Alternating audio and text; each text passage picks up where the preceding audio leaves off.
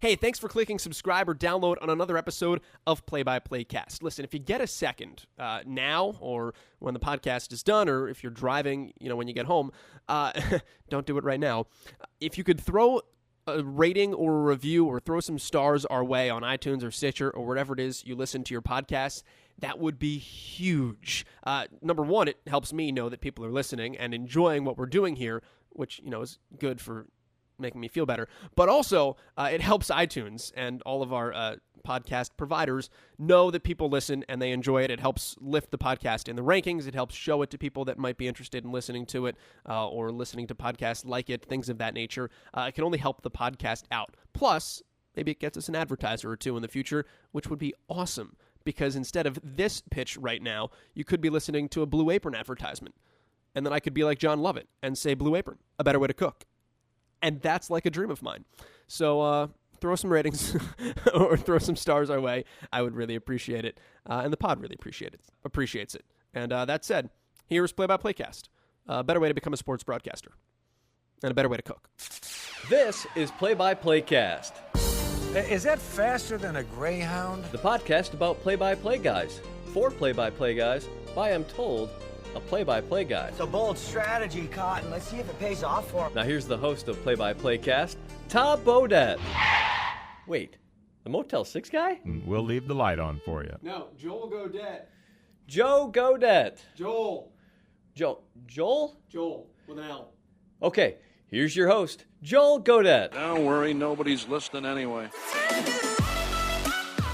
The 0-1, curve, socked in the air to right field. That's up, that's to the track, that's to the wall. A slam! Ball game! Davis wins it! They're gonna mob him! They're gonna mob him at home plate! 58 episodes of Play-by-Playcast, and as Colt Cabana would say, today we are back in the studio. Apartment in the good old US of A. Thanks for bearing with over the last couple of weeks. Bearing with is not the right way to say it. I don't know how to use computers, apparently. So, if you've been listening to the pod, you know that I've been away the last few weeks. So, the last 3 episodes, while I was traveling, I all pre-scheduled to come out, which until then I was unaware I could do. I've literally been uploading the episodes on Thursday nights or Friday mornings for the last 14 months.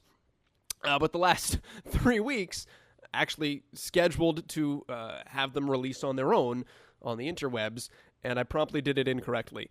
So each of the last 3 episodes that are supposed to drop on Friday mornings promptly dropped at some point during the day on Thursday.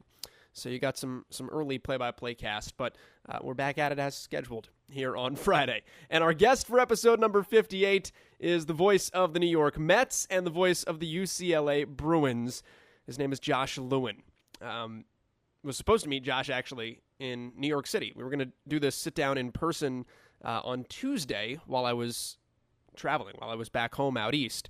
And then I couldn't actually make it happen. So my sincerest apologies up front. But Josh was kind enough to do it over the phone, and we did get a chance to sit down this week and for me to pick his brain, which I was really excited to do. First of all, because Josh is really good, so it's always interesting to get insight from people that are good at what they do. But also, Josh has worked for a lot of people, and he has worked for a lot of people simultaneously.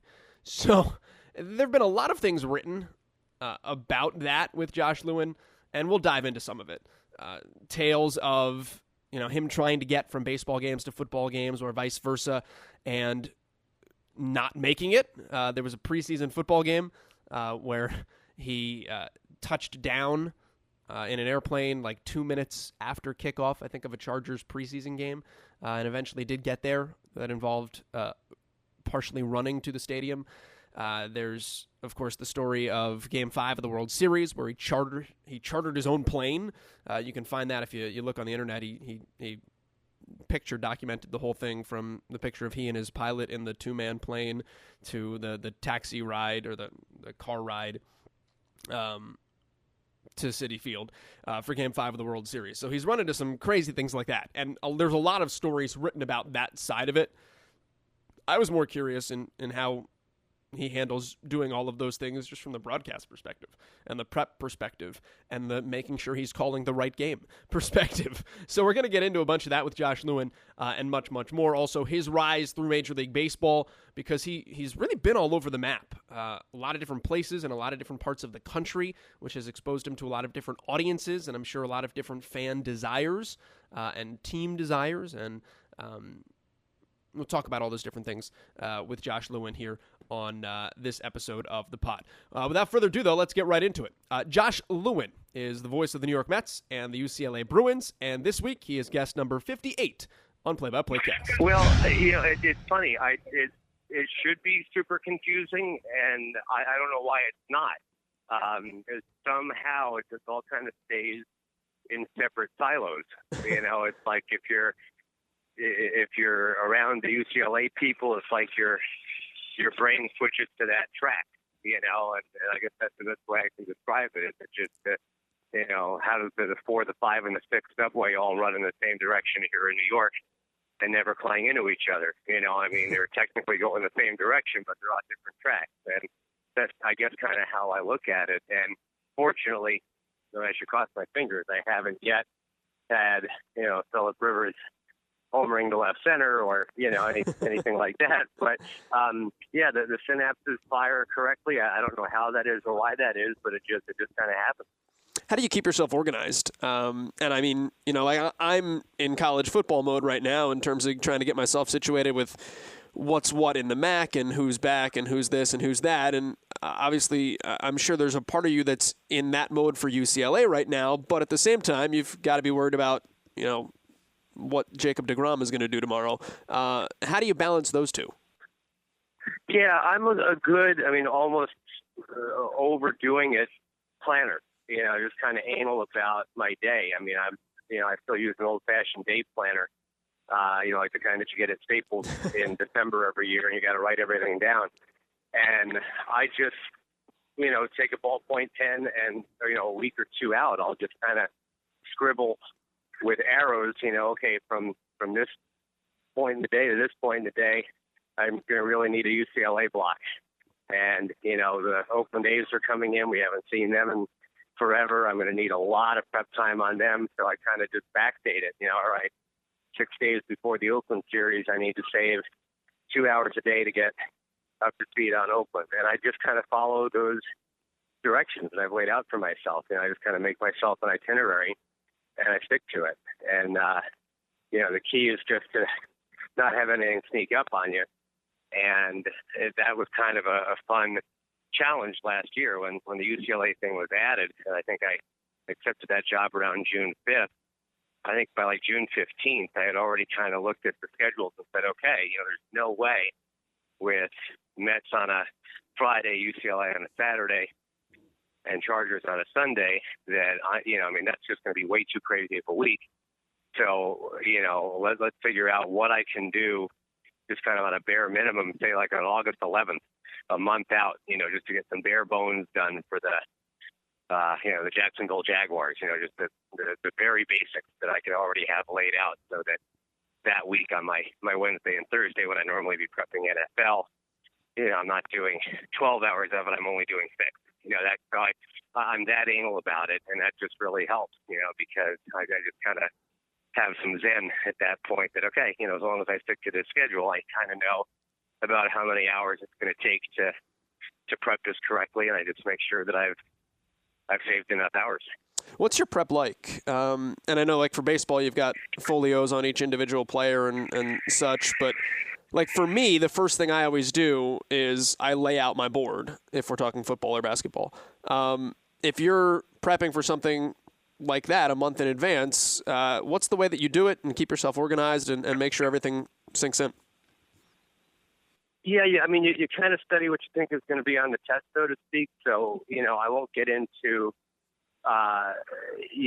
the too deep drill early because I don't know who those backups are necessarily going to be. Sure. Who's going to be healthy, but you do have a good idea of who the stars are. Like if I was prepping UCLA, I can go ahead and read everything for backstory I can get my hands on Jim Mora and Josh Rosen. Sure. And the history of UCLA, and just have all that already done, and just go back to it and refresh myself when I need to. And then, like I'm sure you do, the couple or 3 days before the actual broadcast, that's when you're doing the nuts and bolts of, okay, yeah, you're going to lay out your spotting board and try to figure out who's who and who does what. And I'll, try to, it's so easy now to, everything lives online. So I mean, either if you're doing University of Toledo or whatever, you can go watch a couple of their games if you really want to. It's on YouTube.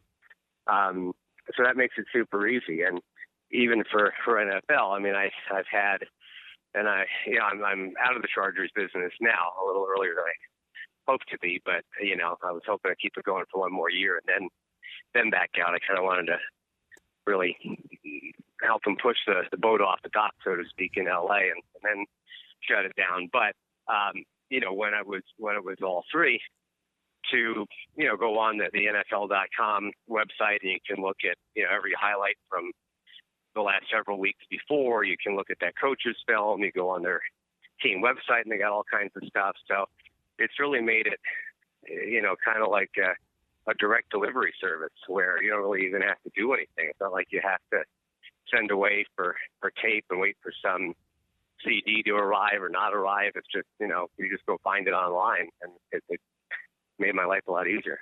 You don't sleep much on airplanes, do you? No, and you know what? Even if I wanted to, I found that I can't. The only time I ever sleep on airplanes, honestly, is after a game and the rush to the airport to get there on time, and you've just done a game, and your body just kind of, it's always like right as the plane's about to taxi. So it's like those 15 minutes right before you're actually in the air. And then your body just shuts down. You're just like, okay, dude, that's enough. And but I'll always wake up like as soon as the pilot comes on and says, okay, we're level at 10,000 feet, and then I'm just up. So but I find that really helpful though, because knowing that even if I wanted to sleep, I can't. And I've got a 5-hour flight. It's a gift. It's 5 hours of prep where the phone's not ringing and nobody's getting sick, and you're not running to the pharmacy, and you're just it's 5 hours of work. I don't want to dive too much into the actual travel aspect of it, because I know that a lot of people talk to you about that, so you can find it if you look. But I am curious what it's like for you when you chartered the plane to get to Game 5 in the World Series, or I read about the one time where the Chargers preseason game where your plane had gotten delayed and touchdown after kickoff, and you sprinted to the stadium. Right. What's going on in your mind when all of that's happening, and please God, let me get there in time, and what that whole sweat process is like? Yeah, I've gotten a little bit better about that. I mean, I think earlier in my career, and this is just a wrong approach. It's just, the thought that only I can do this, I have to be there.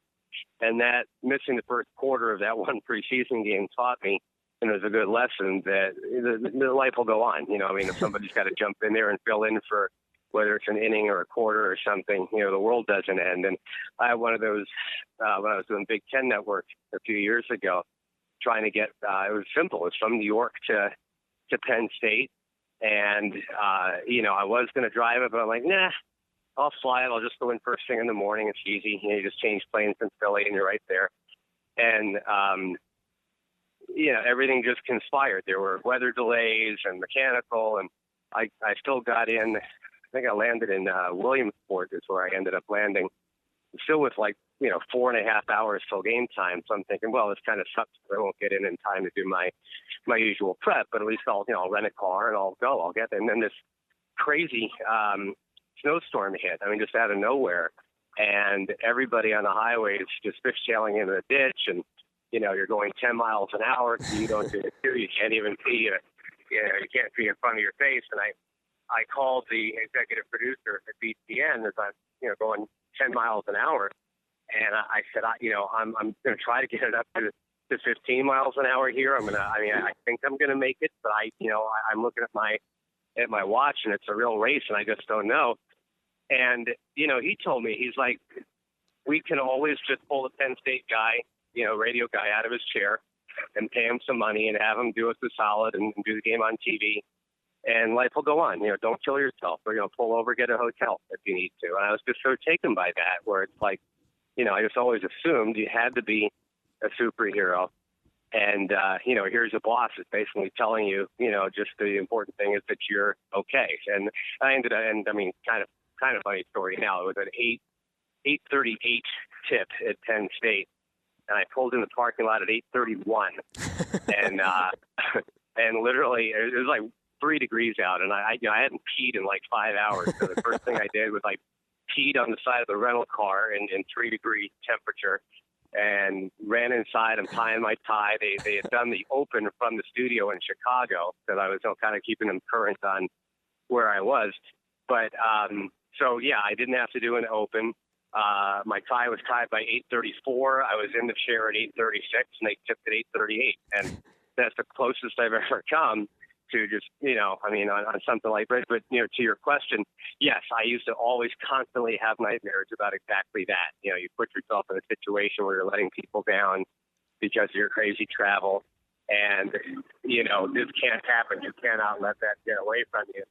And what those couple of instances taught me is that, on the once every 10 years if something goes really crazy, people will understand and they'll forgive you. And, life happens. And that, I think really since that Penn State event, even more than the Chargers one, it's just kind of put me in a better state. And look, I want to do my level best. I've scheduled accordingly. I gave myself a 6-hour cushion, and that's all I can do, and the rest of it isn't up to me. It makes a much better book, though, than just being a regular guy. If I know, if there's wacky adventures, exactly.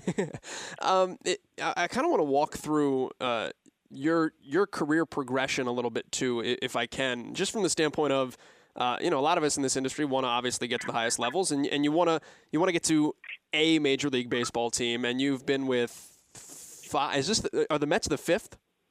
I guess so. I'm trying. Orioles, I guess technically counts because I filled in when I was at BAL, but Fair. for me, it's always Cubs, Tigers, Rangers, and Mets. So 4 or 5, depending on how you look at it. How do you get 4 Major League Baseball jobs? Like, what's the secret?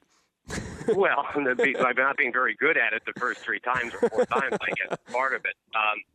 The Orioles opportunity was that led to the Fox Network opportunity, and that was big. I never get the Fox Network thing in my 20s if I'm not lucky enough to have tapes from the Orioles to send them, and got super lucky that Fox was looking for kids. They're looking for kids in their 20s and 30s, and they ran out of guys with famous dads. They had Chip Carey on board, and they hadn't yet brought Kenny Albert on, but they had Tom Brenneman, and they had Joe Buck, obviously, and they needed one more chair to be filled, but they still wanted to go young. So I was really, really lucky that that's what they were looking for. And, that kicked open every door, from there, because once you're on network TV, they assume that you know what you're doing. And, what's funny is I was really, I think, way more qualified 2 or 3 years before that because I was actually doing baseball every day. Yeah. And, developed some really bad habits by only working once a week and on TV, as opposed to radio. So, I had offers for a bunch of jobs that first year after I did Fox back in 97. And I really, at the time, felt like my game had flipped. It's like I was, you guys should have been calling me a few years ago when I was doing this every day. But that's the problem in this business is nobody's going to call you at that point if you don't have the big resume. And that's the horrible catch-22 of this business, or at least it has been until lately, and that's why it's so gratifying to see the Joe Davises and, he's probably the biggest example, but, even Wayne Randazzo, who I work with, came from essentially single A ball to the Mets, and there is a turn now, which is great, where it's a meritocracy. If you do a good job and, people speak highly of you and, you can actually get to where you want to get. But, it was a weird kind of twisty route. But of the 3 jobs I was offered back in 97, 98-ish, I probably chose the wrong one. I chose the Cubs because it was WGN and it was a big deal. And they promised me being the heir apparent to Harry, and that was really intoxicating, but it wasn't a good fit. Harry didn't want me there, and I don't blame him. He wanted Chip, and Chip's who they should have hired. That's, totally self-evident when you look back on it. So the Tigers kind of rescued me. It was a a rocky year in Chicago. I don't think I was ready for that job, and it didn't help, obviously, that I knew I wasn't really wanted there. So I kind of escaped to Detroit, and that was fine. That was fun. You know, my wife at the time didn't love Detroit. You know, she was from Texas, and when the Texas offer came, you know, she kind of pushed me to go home, and it just seemed like the right thing to do at the time. I didn't have anything bad to say about my time in Detroit. It just kind of felt like it was time for, you know, kids were young enough. If we're going to move one more time, that's the one move. Sure. So that got me from Detroit to Dallas. And, you know, my first 8 or so years in Dallas with the Rangers, I loved it. I mean, I was having a lot of fun.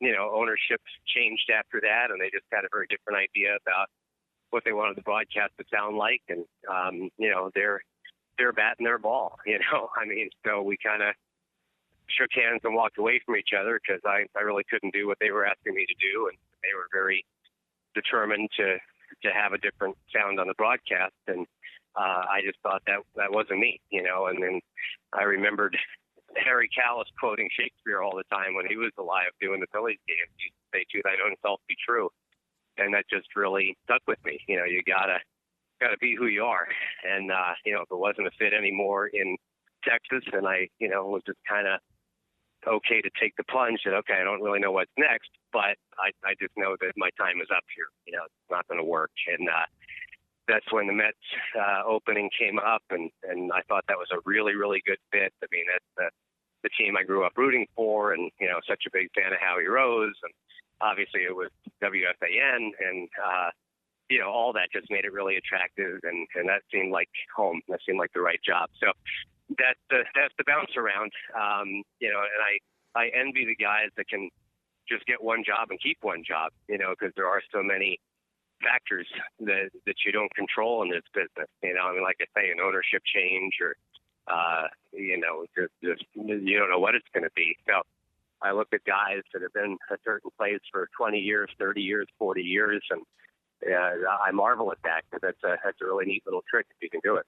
If I can go back to the beginning of that, you talked about with Fox looking for, at that point in time, kids in their 20s and 30s, and getting that opportunity.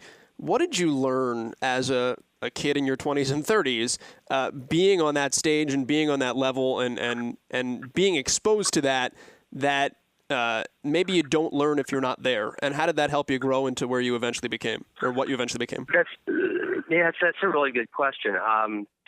I think the mistake that I had embedded in my head is that the way you're perceived as a good broadcaster is if you just prepare the hell out of everything and know everything. You know, I mean, just basically be a know-it-all. You know, like the more you know, the higher you'll get in this business. And that's really not true. I mean, it's really, I mean, obviously you want to try to have a good base of knowledge. You need to know the game that you're broadcasting, and know some of the characters in the play, so to speak. I mean, that's obviously true. But it really is more about presentation and comfort. You know, I mean, if somebody's going to invest their time with you for 3 hours, they got to feel like that you're in control of the airplane. You know, I mean, nobody wants a pilot coming on the loudspeaker on a 3-hour flight and being all over the place and stammering and saying, and, you know, changing his mind on something, or saying, I'm not sure about this, but, and the thing that I really now appreciate about how amazing, for example, Joe Buck was at such an early age. I mean, sure, he had the preparation, and he had all the nuts and bolts, the delivery, you know, the voice, he had all that. But his ability to just stay calm in the moment and react to what's going on the field, and let you feel like he's got this. You know, there's nothing that's going to happen that's going to throw him. There's never going to be a stammer. Costas obviously is the king of that, where you just never hear a thought that isn't perfectly worded. There's no hesitation. I mean, right now I'm hesitating because I'm walking in traffic and I'm looking around like, who the F is honking? You know, what is that? and it throws you. You know, I'd like to deliver you a nice, perfect sentence right now, but there's a lot of stuff going on. I'm stepping around dog poop, and there's a horn going. And that's kind of what network TV is. There's so much to process. There's so much going on, and you have to be cool as a cucumber. Jim Nance, I think, is amazing at that. Just never a hair out of place, never a wasted breath. Everything's under control. And I think that more than anything, I mean, now if you look at, Joe Davis is great at that too, at 20, whatever he is. And I think that more than, this guy knows a really cool story or a really cool stat, I think that's the thing that pushes younger people or anybody in this business to the top. It's just that ability to convey knowledge and confidence all in that package like that. Is there a secret to that? I don't know. That's a great question. I mean, for me, I know that I try to get better. I've got such a monkey mind. I've got, ridiculous ADD, which in a way is a help. Like you say, we go back to how do you keep track of 3 different operations at one time? You're doing Mets and Chargers and UCLA. That's a party for my mind. I mean, I keep them totally engaged. There's so much going on and so much to know. I love that. But, the flip side of that is if your mind is humming like that during a game, that's not good either. So, I tried to medicate myself early in my career, knowing that ADD was a thing. And that really slowed me down too much. I mean, whether it's Ritalin or any of those drugs that are supposed to just kind of take the edge off, I don't think you want the edge off as a broadcaster. I think, part of what I enjoy about what I do is that I can convey passion. And, it's probably healthier for you overall if you're just kind of coasting and you're chill and something happens and it doesn't throw you because you're on drugs. But I'd rather try to have to deal with the ADD and manage it just kind of organically and still be able to react and notice things that are going on. I don't want to feel numb when I'm on the air. So, I'm certainly not a doctor. I'm not saying, hey, don't put yourself on meds. If you need meds, be on meds. But for me, the only thing I can think of is, to your question, how do you get better at that? I think the only thing at that point is reps, just like anything else, just like how you get better at play-by-play. It's just the more you practice it, being in that moment and dealing with all that stuff, the better you get. And I'll leave you with one quick, this just happened literally 2 or 3 days ago, just in terms of figuring out what's important and how to get through. We had an incident on the Mets broadcast where Chris Christie, the governor of New Jersey, caught a foul ball. Yeah. And I bobbled it. I wasn't for sure it was him, first of all, and this is pulling the curtain way back, but there was just a lot going on in the booth at that time. We had there was a food delivery that came in. We're supposed to talk up the pizza product. The girls come in and put it on my notes. So I'm trying not to get pizza on my notes. I'm trying to move it all around. There was some wacky play on the field. I can't remember what it was. And we're still trying to unpack that. And then, I think that's a foul ball to Chris Christie. I'm not sure that's Chris. So all this stuff's going on. And it's, just a party for my monkey mind. But with all that was going on, I realized later, and it was actually pointed out to me by my boss, I never actually identified who Chris Christie was. I just said, because I kind of sped right through it, I said, there's a local politician, I believe.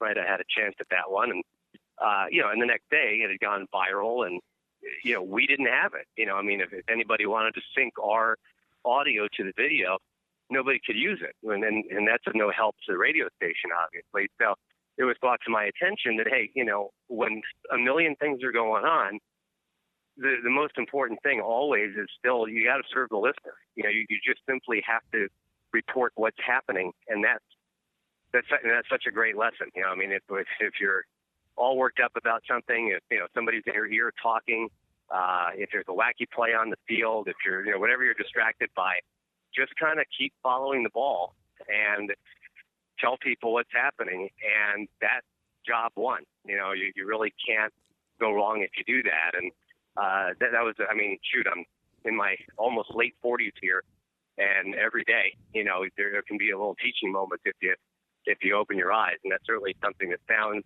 elementary in this business, but in the moment, I didn't do it right. So, it's a very good thing to learn from. Oh, is that one of those moments too where you can use people that are in the booth and use people that are on the air with you as a crutch too? And I'm even thinking, you talk about wacky plays in baseball where obviously there's a lot of moving parts, or if you're talking about something in football where you might miss something, but you catch something else where is it sometimes easy if you just follow the ball and hone in on that one detail and let the other person maybe help you out and try not to be wonder-kid, but just try to be basic. You're 100% right. Everybody. I hate to quote LeVar Ball, but stay in your lane.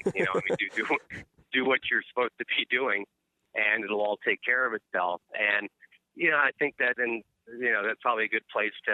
And I apologize for having to wrap up on you, but I think it's a good place to leave it because it's a good teaching thing for all of us in this business. Because on kind of a macro scale, if you're so busy looking around, okay, what jobs are open?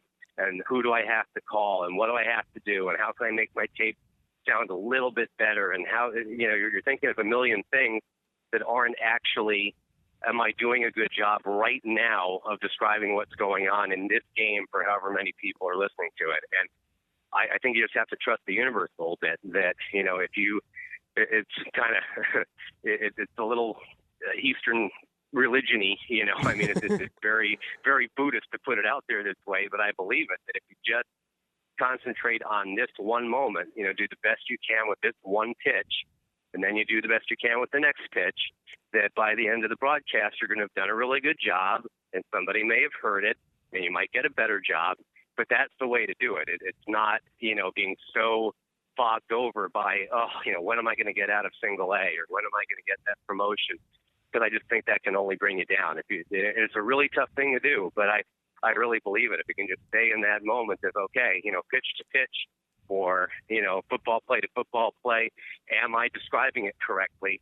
I think everything else takes care of itself. That is Josh Lewin, the voice of the UCLA Bruins and the New York Mets, here on Play-by-Playcast. For my money, by the way, and I'm doing this 100% off the top of my head, so it's going to be wrong. I'm sure there are other ones in the conversation. And we talked about this when I had Dave Wills on a couple weeks ago. I love Dave Wills and Andy Fried. Like, they are to me, the premio of tandems in Major League Baseball. And Dwayne Statz is really good on TV down there as well. The New York Mets crew is awesome because you've got Josh, you've got Howie Rose, who I've been a huge fan of growing up listening to the New York Mets. And they've got Gary Cohen, who, to me, when people ask who I look up to as broadcasters, immediately Gary's in, I think, probably my top five.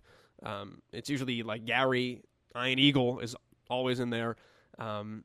So, tip of the cap to the Mets when it comes to full roster of broadcast talent, what they have going on in Flushing. Speaking of Ian Eagle, by the way, this is a podcast. We all compete. Like, I want listeners. Everybody else wants listeners, all that stuff as well. But it's not like television. We're not all scheduled at the exact same time where you have to pick one.